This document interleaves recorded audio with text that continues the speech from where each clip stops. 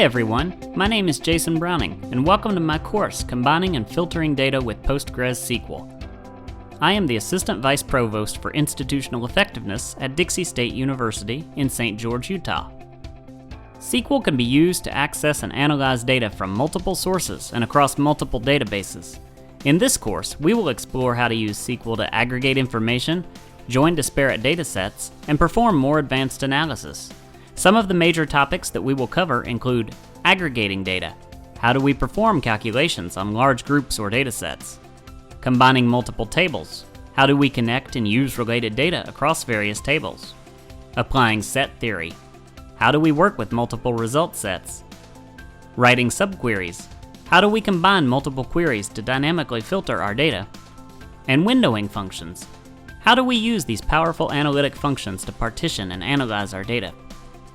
By the end of this course, you'll have the ability to write subqueries and apply SQL functions to perform more advanced filtering and combinations. You will also know how to apply windowing and aggregate functions to perform calculations across your data. Although the course is based in Postgres, much of what you learn will be applicable to any relational database platform.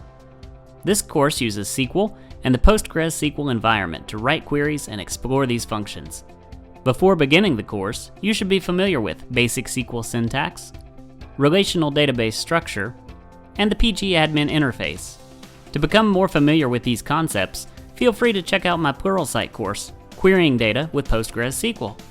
I hope you'll join me on this journey to learn how to combine and filter data with PostgreSQL in this course at Pluralsight.